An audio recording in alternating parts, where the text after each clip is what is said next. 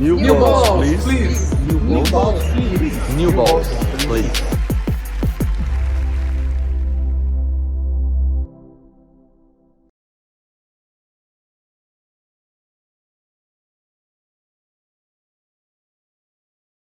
Salve, salve Brasil! Tá começando mais uma edição de New Balls Please, todas as segundas-feiras aqui pra você, falando tudo sobre o mundo do tênis. Sejam todos bem-vindos, sempre agradecendo a Claro, a Zurich e ao C6 que estão conosco nessa. Vamos nessa, falar dos assuntos da semana e já começamos com um agradecimento ao maravilhoso calendário que não encerra mais os torneios no domingo e ferra a nossa vida. Ferra a nossa vida aqui. Os torneios tradicionalmente sempre terminaram no domingo, essa é uma das razões do programa acontecer às segundas-feiras, só que agora não é verdade. Estamos gravando na segunda de manhã, quando o Carlos Alcaraz já se classificou à final, quando o Jannik Sinner está classificado ainda para a semifinal lá em Tóquio. Então, não temos os resultados da semana, os títulos da semana, porém temos uma não novidade. Alcaraz e Sinner seguem surfando a onda. Espetacular, hein? Que domínio impressionante. Especialmente o Alcaraz, né, cara? Bom, primeiro bom dia. Você vai Aqui, bem? né? Ou boa noite para quem estiver vendo a gente, ou bom dia para quem estiver vendo depois. Isso, né? bom dia, boa tarde, boa noite. Agradecimento. Semana passada foi espetacular, hein? Foi, bom. Espetacular. Bom. Assim, só no YouTube, mais de 30 mil pessoas, 31 mil pessoas. Eu sabia que a treta do Alcaraz... A treta. Será que foi a treta que fez a gente... Não sei. Treta na TL. Temos que tretar mais. Mas muito legal, muito legal. Obrigado pela quantidade de gente falando, mandando mensagem na live. Muito bom, muito bom. O programa tá encorpado. E sempre é muito legal ver a galera mandando o que gosta. Obviamente que é um programa que fala da semana, né? Mas tem muitos assuntos que também a gente pode falar e que a gente fala, né? Tênis amador, o juvenil, brasileiros, pelo mundo, tem muita coisa aqui, né? E sempre é bom a gente falar. A respeito de Alcaraz e de Sinner, eu acho que uma coisa interessante essa semana, né? Até para pontuar a galera que está assistindo. Legal os dois jogarem em campeonatos diferentes. Lógico que a gente quer que eles joguem e se enfrentem nesses campeonatos, mas eu acho super válido um ir para a China, o outro ir para o Japão, dois campeonatos importantes do calendário, e eles mostram que realmente nos campeonatos importantes e não nos importantes, eles continuam sendo muito acima. Que isso é muito louco na minha visão, porque eles ganharem os Grand Slams e os Masters 1000, que faz muita diferença nos números, a gente viu isso no Big Three, eles são caras que se focam nisso, mas eles estão ganhando, ou chegando nas finais, ou sempre chegando nos últimos dias, nos 500, em qualquer torneio que eles forem jogar. Vamos falar bem a verdade? Muda Beijing lá e Tóquio para os dois, não sei nem se entra no calendário deles, porque eles têm um número de campeonatos ali que eles podem jogar. Não vai mudar muito no final do ano, né? Pode entrar hoje o 500 se o Alcaraz ganha 500, entra. Hoje ele ganhou 500 e bota dentro. Mas ele tem um número de 500 que ele pode. E ele joga 3 ou 4 ou 5, ele ganha todos. Mas isso também diz muito sobre eles, né, filho? Se eu tô jogando, eu vou jogar. Eu vou de verdade. Eu não vou freio de mão puxado, não vou em terceira marcha. Eu vou jogar pra ganhar. Eu vou jogar em respeito a todo mundo, em respeito à carreira, lógico. O cara sentiu o tornozelo na segunda rodada. Ficou naquela dúvida, será? Vai se preservar? Não, ficou. Tem um cheque grande ali, e eu acho que isso também é um lado, poderia ser um lado, mas também pelo cheque? Não, mas também ele ganha o cheque de qualquer jeito. Exato, se ele perder na primeira, exato. Lógico que ele não vai abandonar e não vai aparecer. Claro. E ele mostra também um respeito ao torneio muito grande. E a gente viu isso particularmente falando sobre Alcaraz, né? Especificamente falando sobre Alcaraz, a forma como ele tratou as coisas no Rio de Janeiro quando ele teve 4 anos de contrato, né? Da primeira vez, o primeiro jogo que ele ganha de ATP, que é no Rio, e nos anos seguintes, um comportamento em relação a comprometimento, Total. a atenção, enfim, No hotel mesmo, eu No contei a hotel, história do... com tomava todos os café. compromissos fora do clube, enfim, é absolutamente exemplar. É muito legal ver que o tempo passou, que ele se tornou número 1, que ele se tornou o melhor jogador da atualidade, e isso continua da mesma forma. É uma forma de proceder. Não era algo de início de carreira, não era uma humildade de início de carreira de quem está buscando o seu lugar ao sol. É uma forma de proceder. E o legal é que você pega os dois, que são completamente diferentes na característica de ser, que a gente sempre fala isso, né? As pessoas são diferentes, mas eles têm algo em comum, que é esse cuidado. O Alcaraz é mais dado, ele é mais aberto, ele é mais simpático, no sentido de ser mais light, né? Um cara mais engraçado. O Sinner é um pouco mais fechadão. Mas não quer dizer que o Sinner também não entendeu a sua importância como número 1. E isso é muito legal. É o que a gente fala do ônus e bônus o tempo inteiro do circuito. Os dois entenderam e vieram numa responsabilidade muito grande. Coisa que ninguém quis pegar. Você tem nível de tênis e também responsabilidade. Você pega Tsitsipas, Zverev, Rune, toda essa galera, o Medvedev, ninguém quis pegar. O jogar bem, sim. Ser o melhor que você pode, sim. Mas você vai pegar o circuito e falar assim, deixa comigo. Mas isso aconteceu naturalmente. Exatamente pelo jogo, pela forma de proceder. Sim. Não é um negócio tipo, ó, o Djokovic, ó, tô passando o bastão pra vocês aqui, vocês seguram essa bronca aí, porque a era do Big Three tá acabando. Sim, mas o Medvedev entra como número 1, ganha o US Open, vira o cara. Mas por característica ele não seria o cara a Mas botar ele o pegou o circuito nas dedo e botou costas. pra torcida e falou, cara, o tênis que Aqui se não. lasque. Eu não quero saber do tênis. Eu quero saber de mim. E eu acho que os dois, dentro... que a gente fez até uma entrevista que vai depois pro ar no Quinto Set com a Yane Marques, né, a vice-presidente do COB, e eu fiz aquela brincadeira dos 100 palitinhos. Quanto desses 100 palitinhos, se eu te der 100 palitinhos, você vai colocar de importância que você vai dar ao lugar que você trabalha? Porque, na verdade, é um escritório ali, a ATP. E eles, quando são o número 1 do mundo, quase que viram presidente do escritório. Agora, você pode ser um presidente, tratar todo mundo mal, e passar por ali, e você faz o teu trabalho e você não tá nem aí, ou você fala, cara, eu vou cuidar disso aqui como se fosse minha casa. E é o sentimento que eu tenho como tenista, é que o Alcaraz e o Sinner cuidam. Aí vai ter gente falando sobre o doping. Teoricamente, até que provem o contrário, ele não quis fazer. Sim. E ele teve todo o cuidado do mundo para se defender, blá, blá, blá, blá. Eu fui um grande crítico sobre o Sinner, da maneira que ele foi beneficiado. Sim. Ponto. Mas são os dois caras que cuidam muito do tênis, no dia a dia. A gente vai falar agora, agora tem carta de querendo ganhar mais dinheiro, blá, blá, blá. Aí a gente vai entrar em outro assunto. Mas eu vejo que os dois são porta-bandeiras, como a Sabalenka é uma porta-bandeira, como a Iga é uma porta-bandeira. Sem dúvida. Perfil de embaixador do tênis. Princípio de embaixador. Porque você pode ser, com todo respeito, o Medvedev não foi. E se o Tsitsipas fosse o número 1 do mundo, também não seria. E o Rune, quando se for, também não vai ser. Pela característica, a não ser que ele mude. Então isso eu acho super importante o que os dois estão fazendo. É espetacular. Fora o nível de tênis que tá simplesmente impressionante, né? O Alcaraz em semifinais, a última que ele perdeu foi Indian Wells. E isso é uma coisa que vale o debate, e convido até né, quando a gente faz, a galera fica no chat falando, e a gente entra também quando pode. O senhor agora está trabalhando nessa hora, né? Um cara muito trabalhador, Sim. né? Mas sempre que eu posso, eu entro para debater. Você que é um vagabundo, tá de bobeira, Não você faço vai lá e nada, debate. segunda-feira, às 7 horas da noite. Estou...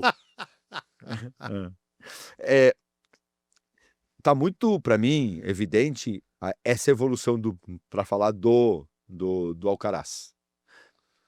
Ele conseguiu entender os probleminhas, e vou falar que é probleminha, né? Mas dentro desse probleminha, tinha um lado vulnerável ali que era possível ganhar dele, que era jogar a bola pela direita. Olha como o circuito é legal. E isso serve muito para a gente também entrar no negócio do João. Quando as pessoas não entendem, quando você não é crítica, é evolução. Quando a gente coloca que o João tem que receber e tem que melhorar certas coisas, o Alcaraz no circuito, ele é uma vitrine, é um espelho pro João maravilhoso. O Alcaraz era um cara que não estava sacando bem, nunca sacou pra caramba, sempre foi vulnerável ali, e ele vem falando do saque, e ele vem sacando muito bem Sim. nos últimos tempos. Esse é o primeiro ponto porque que o jogo dele melhorou tanto. E a segunda é a corrida para a direita, que todo mundo entrou no circuito jogando pela esquerda. E ele batia de esquerda, fugia, e aí ele carcava os caras. Muito parecido com o João. Todo mundo veio pela direita, pela esquerda. E aí foram para a direita. E quanto que a gente viu o Alcaraz se precipitar pela direita e errar.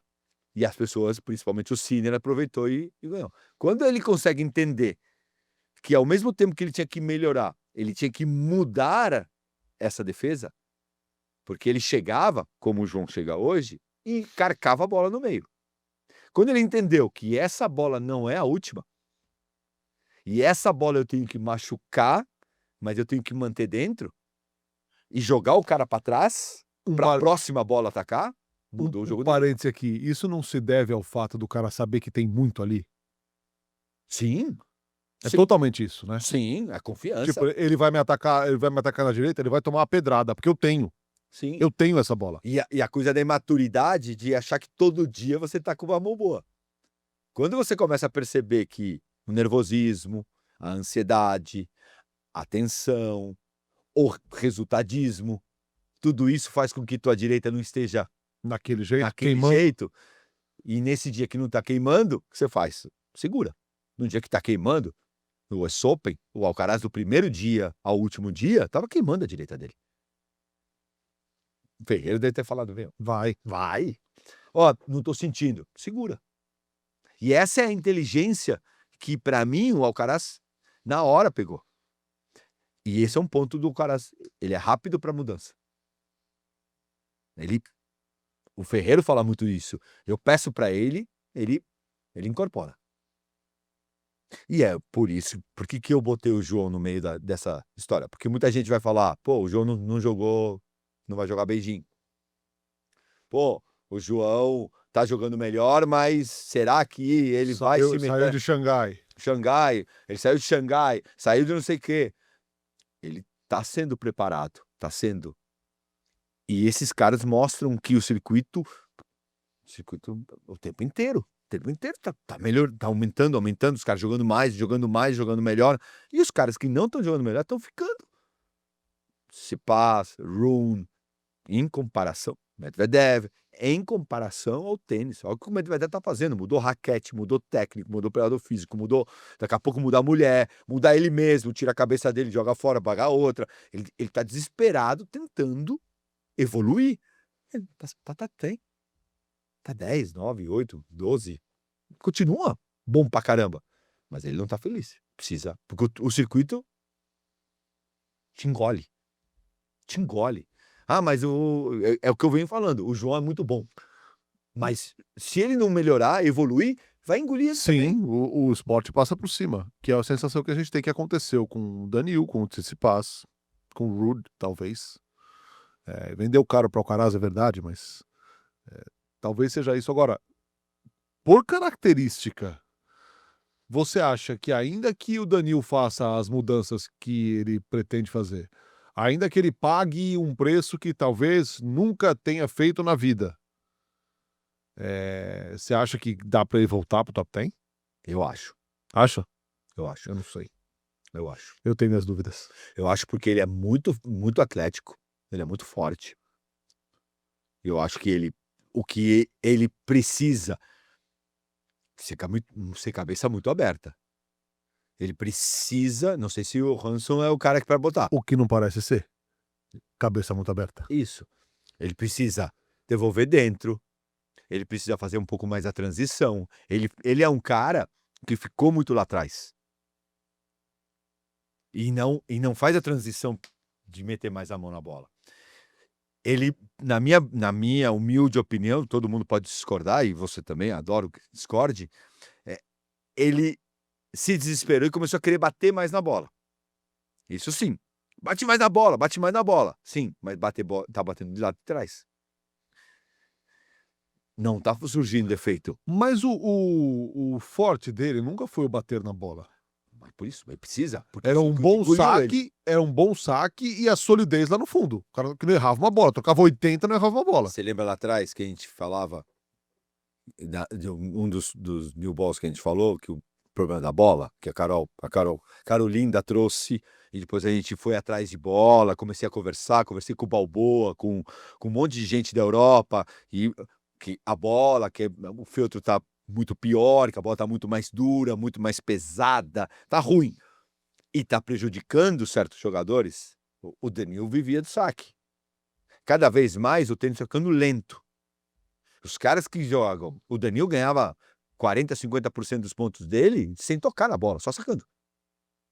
E aí ele se mexia muito bem. Ele quebrava um saque do cara. Só que no saque dele ninguém jogava. Você lembra o US Open? Era absurdo o que ele sacava.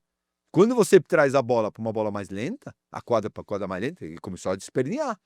Ele esperneou da quadra e depois a bola tá sacaneando ele. E tá sacaneando o Tsitsipas, que também vivia muito do saque direita. Saque primeira bola. Todo mundo que vivia. O Chapo também ficou. Sem, Mas acho que certo, tem outras questões, né? também. Mas tênis, uma coisa leva a outra. Você começa a não ganhar ponto, é que nem falar que o Danilo é louco. Ele pira. Aí quando começa a perder.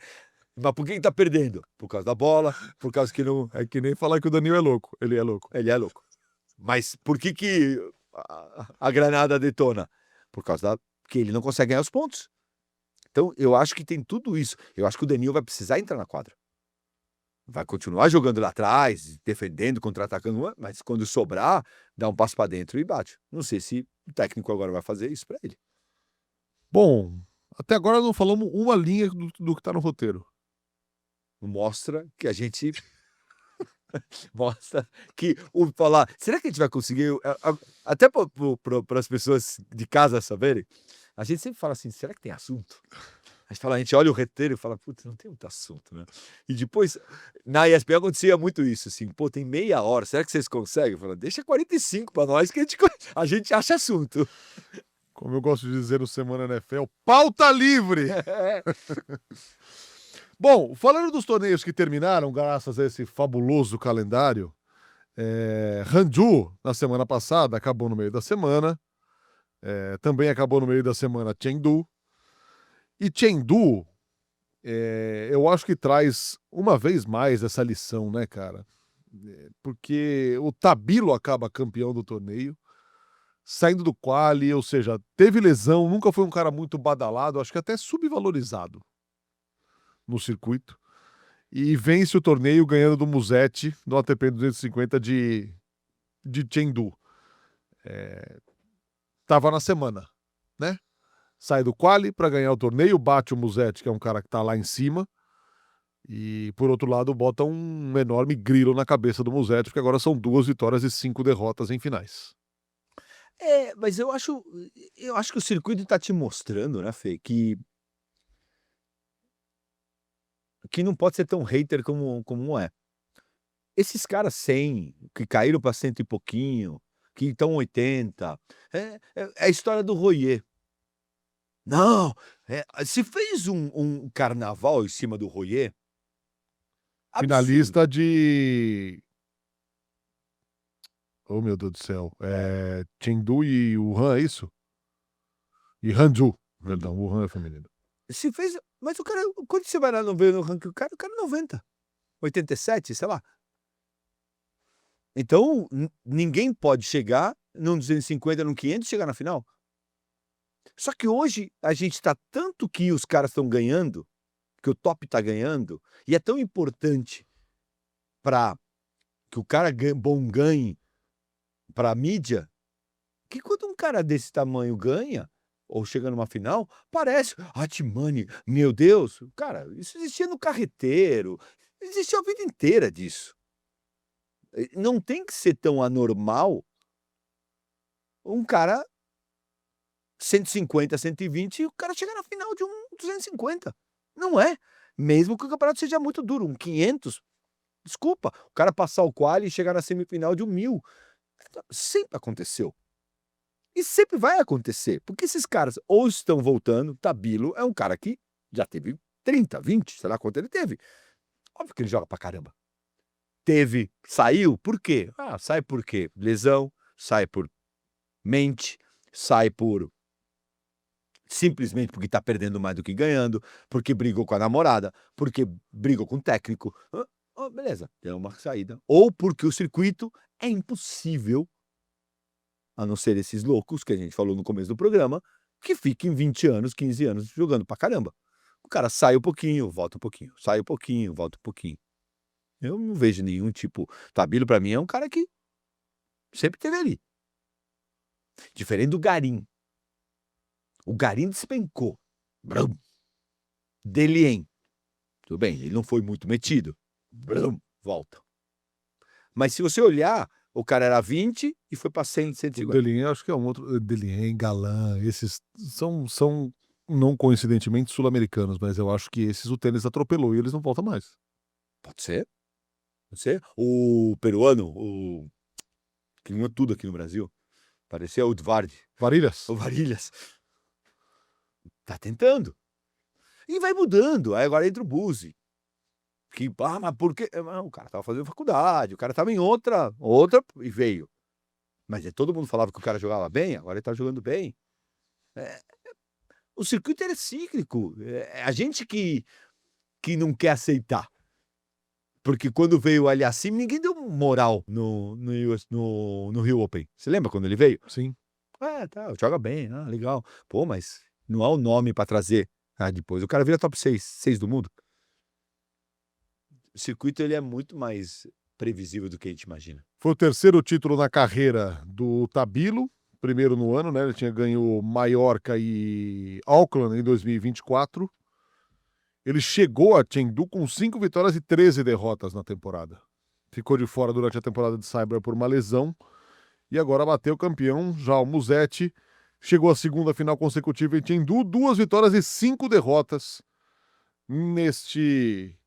nas finais da carreira para o Musetti. Mas são 7, é isso, né? Aí é outra coisa de estatística. Mas ele estava arrasado no fim do jogo, né? Porque ele tinha uma baita vantagem no terceiro set. Tudo bem, não, mas eu acho que ele estava arrasado pela derrota que você tinha na mão, não porque perdeu já 5 finais.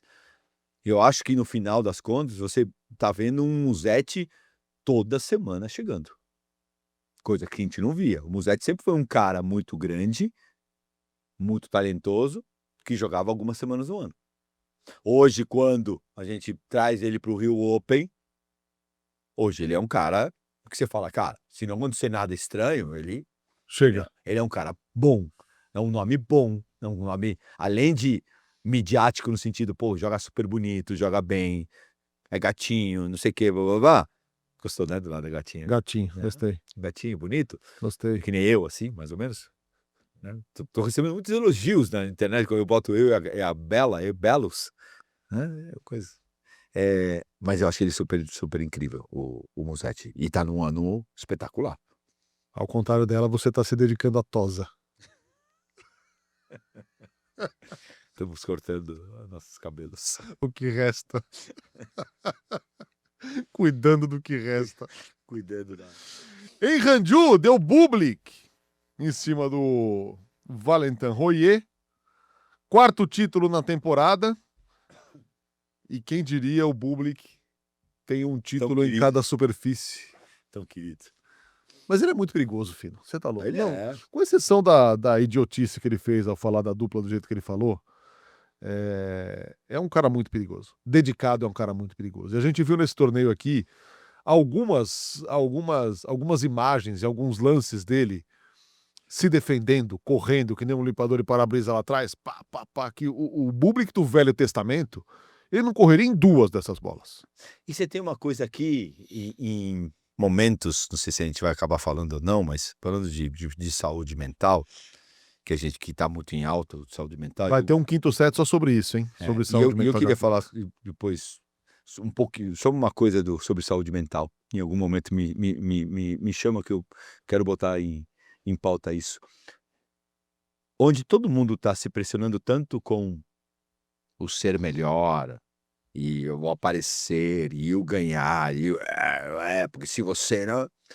A declaração dele, que a gente tem que saber quanto que é de verdade, né? Porque olha como é louco, né? Perto de Roland Garros, ele fala: eu não pago o preço para ser esse cara número 1 do mundo, 5 do mundo, e não quero pagar. Eu quero ver minha família, eu quero curtir minha vida, e não me peçam para ser esse cara perfeito que precisa ser para ser o melhor public que tem. Eu me contento com esse public quase perfeito.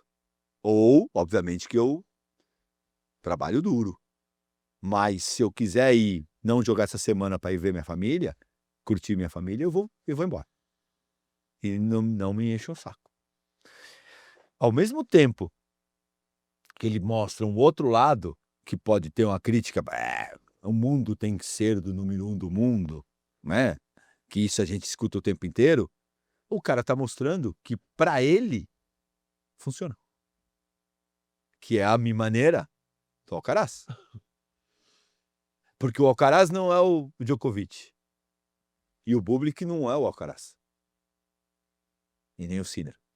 Mas ele também pegou os seus dias sabáticos, né? E foi para Las Vegas. Depois de Por Las isso. Vegas tudo mudou. Por isso. Porque ele deixa claro isso. E eu acho, como ontem eu estava lendo uma notícia, não, a juventude hoje não vai mais para balada como a gente ia, a nossa geração. Eles estão mais pensando em outras coisas.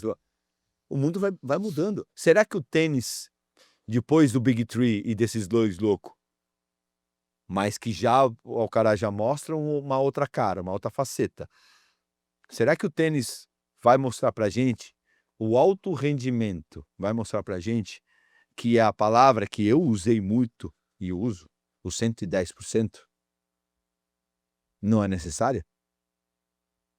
Que é necessário o teu 100, 80, 90, muito bem feito. 70%, mas sempre que você tiver o 70%, 100%. O 100% dentro do 70%. Não é o 110%, tanto com 50%. E eu acho que não é nem os 70%, é o você conseguir viver. Não ser para mim a palavra do Alcaraz, a definição do Alcaraz no A Minha Maneira, ela é muito verdadeira. Eu não quero e não vou ser escravo do tênis. O atleta, ele está mostrando, pode desempenhar, pode fazer o seu melhor, pode render, não sendo escravo da profissão de atleta.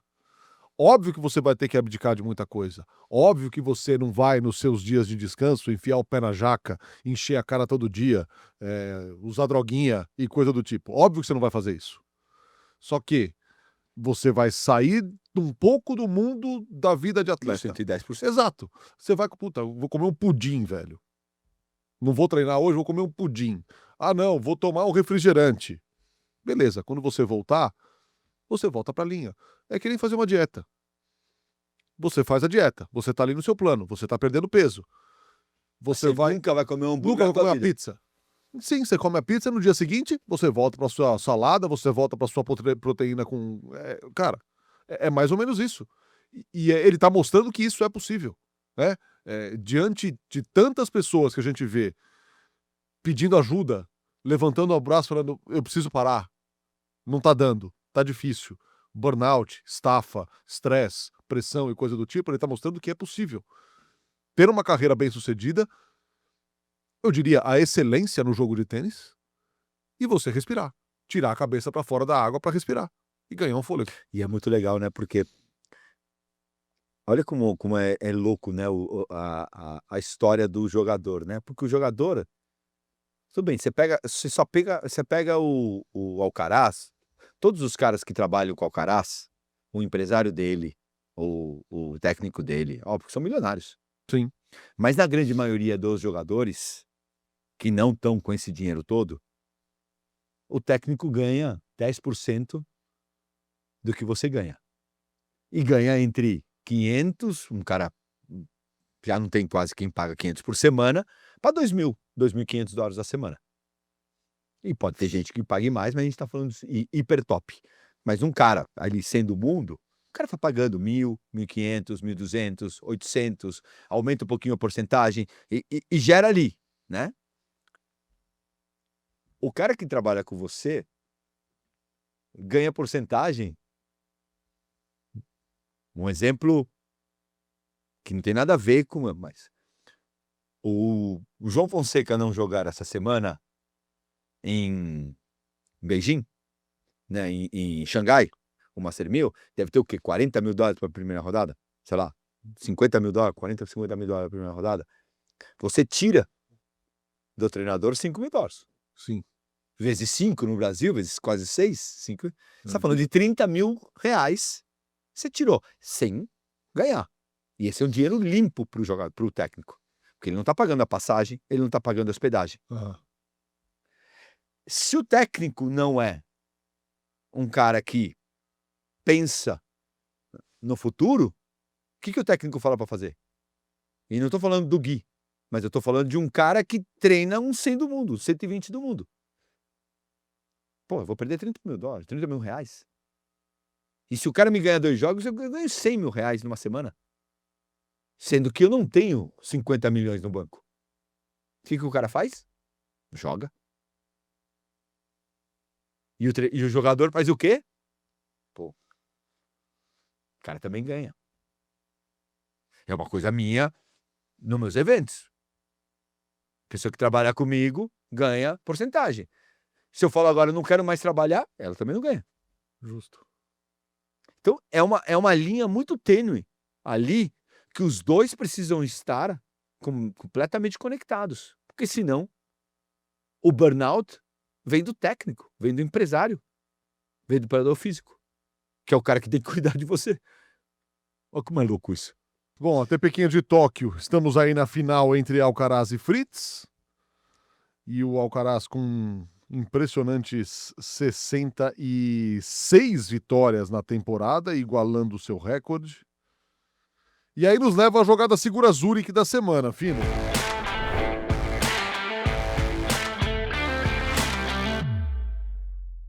Você acha mesmo que o Alcaraz, nesse ano de 2025, em que já ganhou 7 títulos, tá jogando o melhor tênis da sua carreira?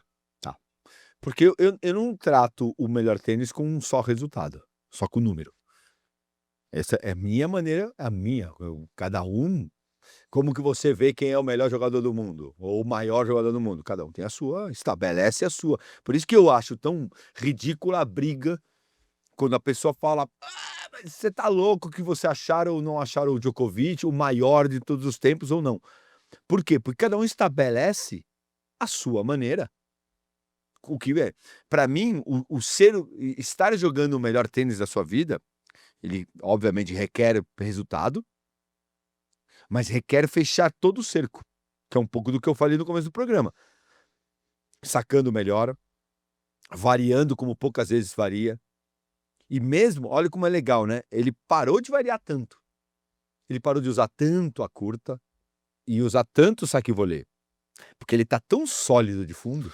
Essa semana tem uma curta dele contra o Baez, cara. Não, mas também o pai joga na Argentina, né? Não, mas ele é rápido, velho. Sim, mas ele joga lá atrás. A bola cai aqui, cara. Não é possível. Ele com um side spin ainda. Você tá de brincadeira. Não, o que eu quero dizer é assim, ele tem usado menos a curta e menos o saque volê do que ele vinha. Ele era um cara muito mais de arte e muito mais de preciosismo.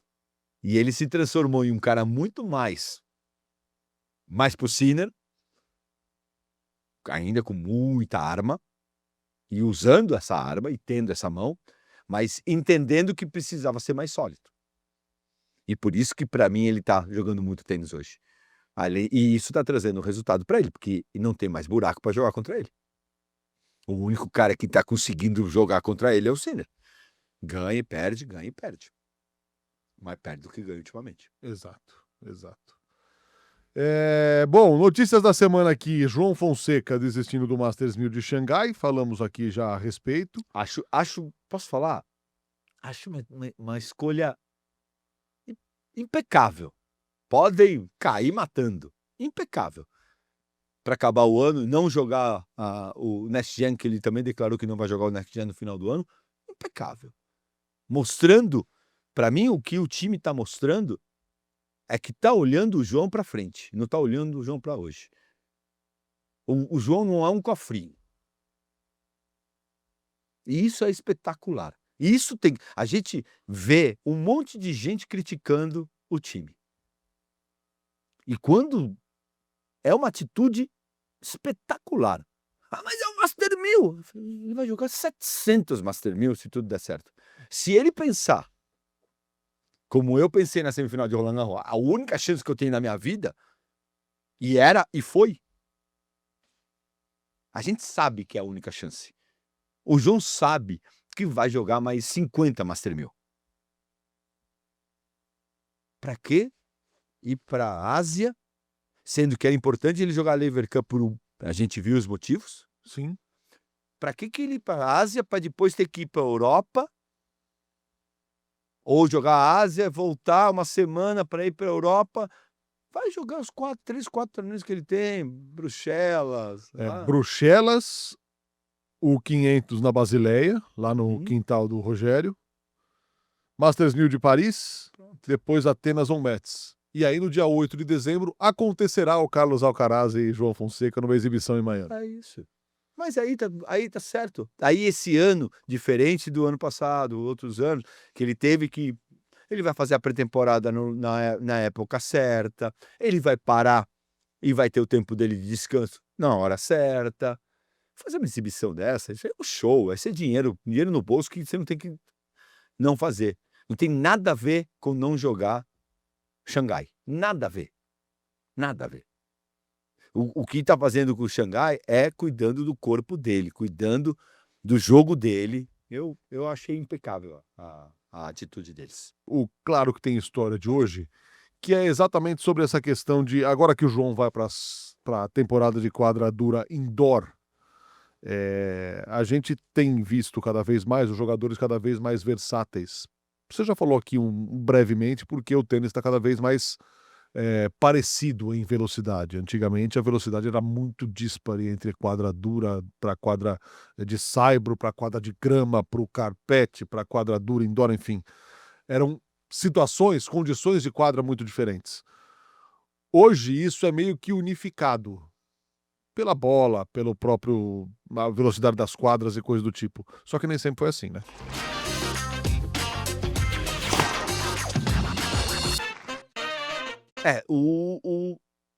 Mudou muito o tênis. O cara que... Nesse aspecto. Né? A geração que tá vendo o tênis agora, nos últimos 10 anos, ela pouco não entende. A nossa geração, eu parei de jogar há 22 anos já, né? Sim. 23 anos. A nossa geração, ela foi colocada com diferenças de quadras. Você tem a quadra mais rápida, que era a grama e o carpete, a quadra meio rápida, que é a quadra rápida, que ela tinha várias formas, a quadra de cimento mais lenta e mais rápida, e o saibro. E o circuito, ele era colocado por onde você joga. Tanto que o Sampras foi o maior de todos os tempos e não ganhava no saibro. Não ganhou Grand Slam no saibro, fez sempre final de Roland Garros. E não era criticado como hoje seria. Um cara ser número 1 do mundo e querer ser chamado de maior de todos os tempos e não ganhar numa superfície, isso é impossível. Isso é inaceitável. Na nossa geração era. Por quê? Porque os jogadores eram... O americano não sabia o que era saibro. Pra você ter uma ideia, levaram o Léo Azevedo, levaram o Diego Moiano, levaram os sul-americanos para os Estados Unidos. O Higueras, um cara que começou a tocar o tênis nos Estados Unidos. Por quê? Porque eles não sabiam jogar no saibro. Jogar contra o americano no saibro era a coisa mais divertida que tinha. Eles não sabiam escorregar. Você mandava uma bola alta, ele patinava. A exceção era o Cheng, né? Isso. Um ou outro. A gente não vai botar todo mundo no mesmo Sim. saco, mas você pegava os caras, o Courier também jogava pra caramba no Sim. Saibro. Tinha quem jogasse, mas a grande maioria, você pegar o Merd Fish, cara, o cara jogava no Saibro. Você falava, show, vem Gilmerstop. Tudo bem, o cara era 80, mas ele não sabia nem andar na quadra de Saibro. Então o que acontece? A gente era dividida. Tanto que a gente, no quadra rápida, muito rápida, a gente nem ia. Porque a gente não devolvia saque. Grama nem ia. Grama nem ia. Por quê? Porque o circuito. Não era o Fernando que não ia. Os espanhóis não iam para grama. Os espanhóis não iam para o Open, às vezes. Por quê? Porque lá eu não vou ganhar jogo. Porque lá tem os Mirny da vida, os Krajicek da vida, os Ivanisevic da vida, que a gente não vai jogar. Então, como mudou o circuito? Aí eles trouxeram tudo para mais lento, unificaram as quadras. Por que unificaram? Serve muito para que o top não perca. Exato. Porque a bola era diferente, a quadra era diferente, a altitude era diferente. E aí o cara chegava na final de Buenos Aires para jogar o Rio Open, não existia nenhuma chance dele ganhar a primeira rodada. Com a altitude diferente, com a quadra diferente, porque a quadra de Saibro ainda se segura. Uma quadra rápida, uma era um espelho e a outra era muito lenta. Então, ali você... Então, eu particularmente, aí você pergunta, você gosta? Não. Mas pro business é melhor. Mas eu achava muito legal a chance de você ganhar do Alcaraz, que chegava em cima da hora, porque eles já tinham benefícios. Sim. Esse é uma parte difícil para ele. Chegar domingo, treinar segunda-feira numa quadra diferente e terça-feira tem que jogar contra a gente. Para desespero dos sacadores, a coisa foi democratizada. E muitos campeonatos ainda com bye. Por que botaram o bye? Para o cara sair adiantado nos campeonatos. Para que ele não sofra perder a primeira rodada, porque ele vai chegar domingo e ele vai jogar na final e vai jogar só na segunda rodada do próximo torneio. Na quinta-feira. A primeira rodada que ele joga é quinta-feira. Então ele tem segunda, terça e quarta para treinar. Então, o circuito foi feito para. Tá tudo certo. Pro top. Então, quando vem a cartinha de que queremos ganhar mais, muita gente reclama, porque aqui não estamos fazendo uma falsa... Mas o top já tem muita vantagem. Já ganha mais, já tem mais regalia, já joga quando quer, já treina onde quer. E tudo pro top. E aí o cara que tá lá atrás sobe um pouquinho. Sobe até o 100. E o 200? Mas essa é a lei da vida. Tá. Aí vai cada um achar o que quer da vida. Eu acho que se você tá no meio, você tem que ser cada vez mais bem pago. Já que todo mundo tá ganhando mais, o cara também tem que ganhar. A tal carta que o Fino se refere aqui é uma proposta de jogadores e jogadoras aos Grand Slams, pedindo um aumento aí de 16% a 22% desse ano até 2030 nas premiações, contribuição maior nos planos de aposentadoria, seguro-saúde e licença maternidade nos próximos 5 anos, pedem também poder de decisão através de um novo conselho de jogadores. São algumas das reivindicações aí dos jogadores e jogadoras para a sequência do circuito. Os Grand Slams, ainda que paguem muito, Fino, e a gente está falando aqui de $100 mil por uma primeira rodada, de acho que 40 por quali, alguma coisa assim, de primeiro do quali, um negócio assim, ainda não distribuem nenhuma parte importante das suas receitas para os jogadores e jogadoras, por incrível que pareça, são verdadeiras máquinas de dinheiro, os Grand Slams. Para mim, ela é toda briga, e essa briga é muito, muito justa. Se você me perguntar, você assinaria a carta? Assinaria. Óbvio que tá por dentro muito mais do que eu tô hoje. Assinaria. Só que essa carta só é para que o top 100 ganhe mais dinheiro e o resto que se lasque, que esse para mim é o ponto onde mais me dói. Esses caras que estão hoje reclamando que tem que ganhar mais, eles esqueceram que um dia foram 200, 300, 400, 500, 600, 700, 800 e 1000 do mundo. Isso para mim é inaceitável. Isso para mim é uma arrogância que não pode ter do tenista. Se tem uma coisa que me deixa, e eu tenho Total Mas, Figo, tranquilidade. a reivindicação deles não é para o Grand Slam? E o Grand Slam quem ganha? 200 do mundo. Sim, 220. sim. E para um campeonato só. Para 4 campeonatos só. Tá bom, E, mas, e o resto? tá bom, mas esse não é um dinheiro que vai ser repassado do Grand Slam para o resto do circuito. O dinheiro do Grand Slam é do Grand Slam. Tudo bem? Mas Dos toda hora to- que, dos toda hora 4 que tenha torneios. dividida, toda hora que tenha dividida para ganhar mais dinheiro, alguém do top 10, do top 100, do top 10, do top 5 tá olhando pro cara que é com 300 do mundo? A gente já viu o Tim falando, o cara que melhora o ranking dele. Você lembra da grande Sim. declaração do Dominic Thiem falando, como se ele nunca tivesse sido 400 do mundo. Não, eu nunca fui 400 do mundo. Já me botaram, já me deram 1000 pontos e eu já virei 50. Não, desculpa, ô tio. Você foi. E é muito bonito, porque a Europa tem todo o campeonato ali. Então faz um campeonato europeu, não faz ATP. A ATP é a Associação de Tenista Profissional. A Associação de Tenista Profissional é o brasileiro, é o russo, é o nigeriano, é o japonês, é o chinês. É todo Concordo, mundo. concordo total. Então, a luta, por isso que eu falo, a luta pelo Grand Slam ganhar mais, eu acho que o número 1 do mundo tem que ganhar 50 zilhão de dólar. Eu acho que o cara que é top 10, ele tem que ganhar 18 mil vezes mais do que o top 100. Só que o top 200, top 300, ele tem que cada vez mais. A gente sabe, eu tenho em casa. Eu tenho em casa e eu já fui 500 do mundo. Eu sei quando tu tem a primeira rodada. O Demoliner é o grande exemplo, mostrando, e não só da dupla, mostrando o que é a conta. A conta não fecha. Mas o médico... Não, o médico vive. E o médico mora em casa. O tenista, ele paga durante o ano inteiro milhões de passagem. Ele não tem técnico. É a mesma coisa que você falar assim, beleza, um time de futebol da terceira divisão vai jogar sem técnico, sem preparador físico, sem nutricionista, sem psicóloga. Tudo bem, eles vão ganhar menos dinheiro do que o Palmeiras, São Paulo, Corinthians, Flamengo, Fluminense, seja o que for. Que o cara ganhe mais dinheiro, tudo bem, mas que o cara não tem estrutura, que ele não possa nem ter técnico.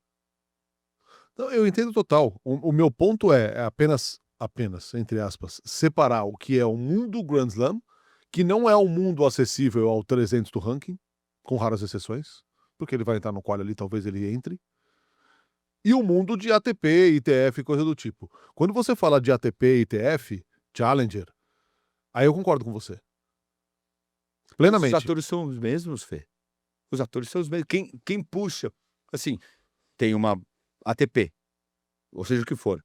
Você tem o núcleo, diretor de torneio, que tá brigando pelo dele. Você vai pedir pro cara dar mais dinheiro? Mas aí a coisa não é muito mais difícil de ser endereçada? Quando você endereça aos Grand Slams, que são 4 torneios, e obviamente que eles conversam entre si, é uma coisa. Quando você endereça a ATP e ao circuito inteiro, eu não estou justificando, pelo amor de Deus. E se tivesse também... Só não é algo muito mais complexo de se fazer e de se botar em prática, ainda que tenha havido algumas tentativas aí, principalmente na época de Big Three, para que isso fosse mais melhor resolvido, mas não é algo muito mais complexo de endereçar do que você endereçar para 4 torneios que você sabe que são absurdamente, estratosfericamente lucrativos e que conversam entre si e que reúnem os melhores anualmente? Eu converso com as pessoas. Óbvio que a gente tem a idolatria sobre os jogadores. Sim. Só que o que eu escuto o tempo inteiro é que muitos dos que a gente torce e bate palma direto não estão preocupados com a turma de baixo. Estão preocupados com quantas semanas vão jogar e quanto vão ganhar. Todas as vezes que entra uma discussão de que, e aí, vamos? O cara fala, eu quero jogar 10 semanas, mas ao mesmo tempo, porque o sonho de muitos dos tops é o quê? Jogar menos e ganhar mais. Sim. Só que você jogar menos e acabar o campeonato... Por que o circuito é tão grande? Porque se você faz uma season como no A NFL de 6 meses, o que você faz com os outros 6 meses com os caras que não estão ganhando um centavo? Porque o Alcaraz, o Sinner, o Medvedev, o Tsitsipas pode jogar muito bem exibição. jogar 6 meses e jogar exibição. E o que faz o 127? Vai fazer uma exibição? Não. Uma. Se o país tiver. Então, isso aqui, ou você olha o todo, e eu entendo que o top vai lá, anota. A gente viu a notícia. Quem assinou a carta? O Djokovic, é o cara assina, não é o Claudinho, o José, é o Comessana. Não é. Não, nem o Paz. É o 4 ou 5. Pressionaram os grandes lãs. Queremos mais dinheiro. E na TP? E na ITF? E na WTA? E não sei o quê. Ali, sei quanto? Não, eu quero ganhar 50 milhões a mais. Por quê? Porque desses 50 milhões a mais, 20 vai ser pra gente. E os outros 30?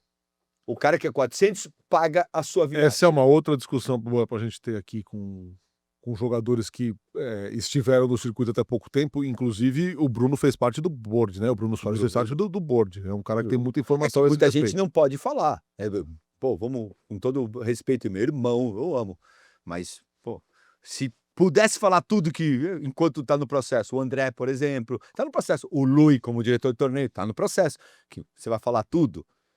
Hoje, para mim, é muito mais fácil falar porque eu tô fora do circuito. Quando você está no processo, a gente pode falar tudo da ESPN? Não, claro. Não. Então não vamos ser hipócrita com o cara que está olhando aqui pra gente, falando, tá, você trabalha onde? Você trabalha na empresa X, você fala mal do teu presidente? Não fala. Então, vamos acalmar, né? A coisa é, a pessoa que está fora, olhando só pelo tênis, é diferente do cara que está dentro, não podendo falar porque está preso. Porque está preso.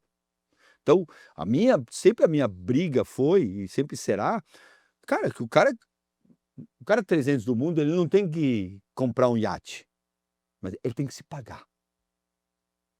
Porque senão esse 300 do mundo, ele não vai jogar mais. E cada vez vai ter menos jogadora. E vai ter mais família que não consegue pagar. Porque se o João Fonseca não tivesse uma família que tivesse grana, de repente ele não jogava. Ele não ia chegar. Como muitos jogadores não chegaram. N brasileiros muito bons não chegaram a jogar. Por quê? Porque não tinham grana. Porque o circuito não paga. Aí tem que virar um argentino, esses loucos que ficam 6 meses na Europa. Agora não pode nem ficar mais. Porque antes o cara ficava 8 meses seguidos na Europa. Hoje não pode. Pela lei de imigração. Não pode. Então, é complexo o negócio. É muito simples falar, o cara é ruim, não tem que ser pago. Tá bom, ok. Aí eu pergunto pro cara que tá em casa, você é tão bom assim para ser pago? Na sua profissão, você é top 300? Não, né? Isso é pago. Qual é a diferença? É que vocês, com todo o respeito da palavra, acham que tênis não é uma profissão. É ali onde eu brigo. Aí onde eu vou brigar e pode me xingar, pode virar corte, seja o que for. A diferença é que o cara que tá vendo a gente, que é 900 mil na profissão dele, ele exige pagamento. E o 300 do mundo, 400 do mundo do tênis, não recebe pagamento. Por quê? Porque no Brasil, esporte não é profissão. A não ser futebol. Fica a dica. Vamos ao Carolinda pelo Mundo de hoje, que é para falar sobre preparação física. Me gusta. E é muito bom esse... Inclusive, está dividido em 2. Está dividido em 2 partes. É um tema bastante abrangente, bastante complexo. Diga lá, Carol! Fala galera, estamos aqui para mais um Carolinda pelo Mundo. Hoje a gente vai falar de preparação física e para isso eu convidei o meu preparador Esteban Pérez, aqui de Buenos Aires. Qual que é a diferença entre a preparação física alguns anos atrás e para hoje em dia? El cambio más importante hoy en día es a la intensidad a la cual se entrena. A alta velocidad en precisión, entonces hay que tratar de repetir esfuerzos de calidad a alta intensidad con lo mínimo, lo máximo. Optimizar el entrenamiento, mucha intensidad y el volumen adecuado, ya que después en la cancha se busca y se trata de representar lo mismo. Antes, hace unos años atrás, corría también muchos kilómetros o cosas así, y hoy en día es mucho más en la potencia y en entrenamientos más con el tiempo que duran los puntos. Exactamente, buscar esa alta intensidad en un corto periodo de tiempo, pero sostenerlo durante un largo periodo de tiempo, 3, 4 horas. En la recuperación tiene que ser muy buena, pues se juega día por medio o 2 días seguidos, pueden ser partidos de 3, 4 o 5 horas, que es fundamental, pero totalmente fundamental, optimizar ese tiempo de trabajo por el tema de las lesiones también. Quizás a diferencia de años anteriores, se le está dando muchísima importancia. Se cuida mucho más, ¿no? Al físico de los jugadores para longevidad y por eso jugamos por más tiempo. Totalmente, totalmente. Por eso hay cuerpos interdisciplinarios de trabajo, donde hay 2 entrenadores, hay preparador físico, hay kinesiólogo, hay psicólogo, se lo cuida, hay nutricionistas, se lo cuida a los jugadores en todos los aspectos. Y es ese gran cambio que se hizo también a lo que vos me preguntabas anteriormente. Ahora los cuerpos técnicos de trabajo eran mucho más chicos, Sí. o de menos personas, quizás era el entrenador y el preparador físico, después se fue sumando el kinesiólogo y hoy por hoy está el Mucho más psico completo. totalmente. Y los jugadores top es un turno de tenis, uno de físico con mucha calidad, Pero sí. otro de recuperación o de físico. Sí. Se prepara. Vamos lá. O que você destaca desta primeira parte? O que você destaca? Cara, assim, Falei muito já. das coisas que a gente vê no tênis, e dessa loucura que virou calendário, é um negócio frenético e você combina com viagem, principalmente para quem tá do lado de cá do mundo, que você tem que atravessar o oceano para chegar e jogar torneios e tal. A gente vê preparação física, fisioterapia, prevenção, recuperação como as coisas assim absolutamente fundamentais no que aconteceu no tênis nos últimos anos. E a visão de que quanto você e aonde você e como você tem que trabalhar. Conversando outro dia, há um tempo atrás, com o Edu, ele falava com os dados que a gente tinha, com as informações que a gente tinha, era muito difícil saber quem era você. Era no visual. Hoje você tem toda uma, né, a própria história do Edu, que também chamou o quinto set, né, que é genética, que eu fiz esse exame, que vale, e convido todo mundo a fazer esse exame, um exame, principalmente os jogadores, que te dá um todo, que é como se fosse um negócio de Covid. Vale a pena ver, porque aí você tem ideia do que você é e como você trabalha. No nosso caso, tem fibra rápida, tem fibra lenta. Por que machuca? Por que não machuca? E aí quando você pega a tua preparador físico, ele é um cara que ele tá entrando no teu corpo. Como que eu faço para que você tenha o rendimento exato na hora certa? E é louco como isso é um bicho vivo, né? Bicho vivíssimo. Cara, muda o tempo todo. Se você não se atualiza, eu acho que mais do que os jogadores, se os profissionais, as equipes multidisciplinares que estão em volta, no staff dos atletas, se eles não se atualizam, o tênis ou o esporte atropela essa gente assim de um jeito cruel, cara. Você é excluído, você é expurgado. Total. Porque você fica mais lento, porque você machuca muito, porque você não joga toda semana e o circuito tá te pedindo quase que para você jogar toda semana. E esses caras, e cada vez mais o preparador físico, isso serve muito para... A gente tem poucos preparadores físicos renomados no Brasil. Tem muito preparador físico, de tênis, tô falando, tá? Né? Que fique claro. Poucos. Renomados, eu acho que na acepção da palavra mesmo, na parte literal. Porque eu acho que tem muita gente estudando Por isso. e Querendo chegar. atualizada a respeito do que é Querendo necessário. chegar. É isso. É uma quase que uma profissão nova, porque antes o preparador físico era de grupo. É uma evolução, né? O preparador físico, ele era o preparador físico da academia. E ali, pô, ele trabalhava com o Fê, que é um pouco mais lento do que eu, que sou super rápido. Pô, o teu trabalho é totalmente diferente. Lógico. No mundo ideal é trabalho muito personalizado. Só que você tava ali e é um cara com 45. Exato. Hoje você começa a ver, quando eu falo que tem pouco do tamanho que é o tênis hoje no Brasil. Porque não dá para ter um preparador físico só. num centro de treinamento com 50 jogadores. Dá, mas não é o ideal. Você tem que ter vários. E os grandes trabalhos acontecem quando você consegue personalizar. Fê, você precisa mais disso, você precisa saltar mais, você precisa... E eu tô olhando mais para você, e o outro cara vai fazer outro tipo de exercício. Brasileiros pelo mundo, Challenger 100 de Lisboa, Thiago Monteiro caiu nas oitavas, Orlandinho e Marcelo Demoliner pararam na semifinal, principais cabeças de chave tiveram 2 match points, acabaram não aproveitando.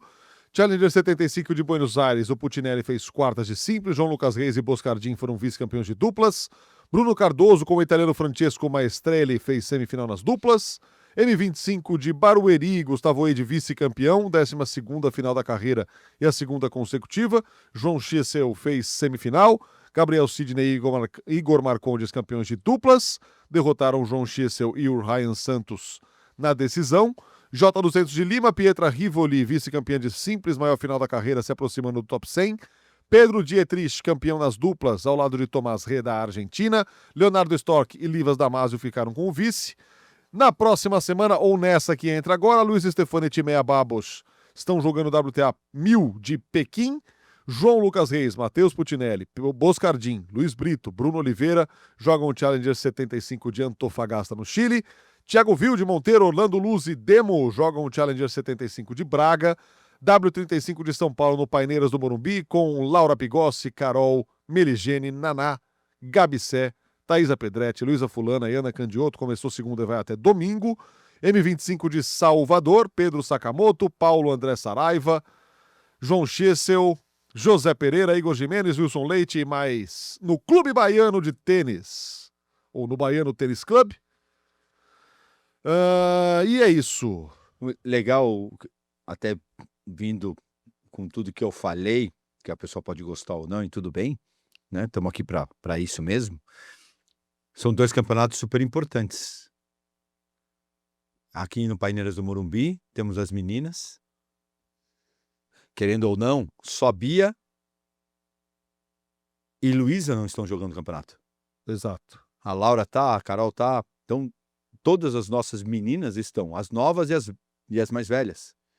Então, em Salvador, no Baiano, que também é um super lugar conhecido, né, de tênis no Brasil, também a gente tem um monte de menino ali, tem o Wade, tem toda essa galera aí jogando, toda essa turma. Eu acho que é uma grande oportunidade das pessoas irem e prestigiar, assistir os jogos, torcer pelas brasileiras, pelos brasileiros. Daqui a pouco, essas brasileiras e brasileiros estão sendo mundos, 80 do mundo. Então, é uma grande oportunidade de fazer uma grande festa quando tem campeonato aqui no Brasil. Perfeitamente. Antes de encerrar aqui, até difícil de falar. Uma segunda-feira muito difícil,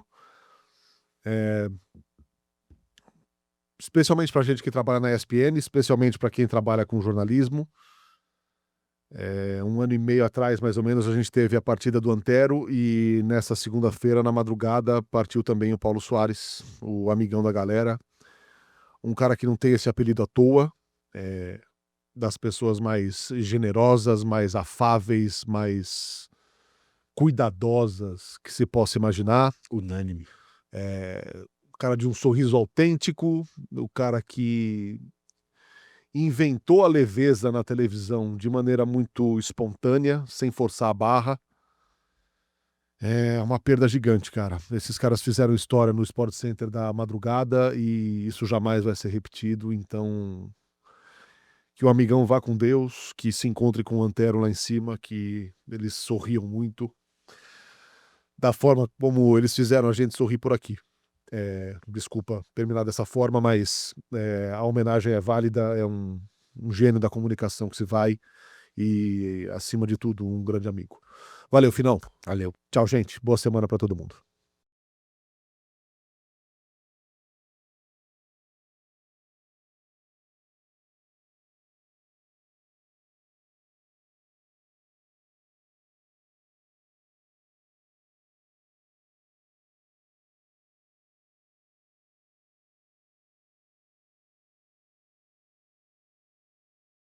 C6 Bank, para uma vida extraordinária.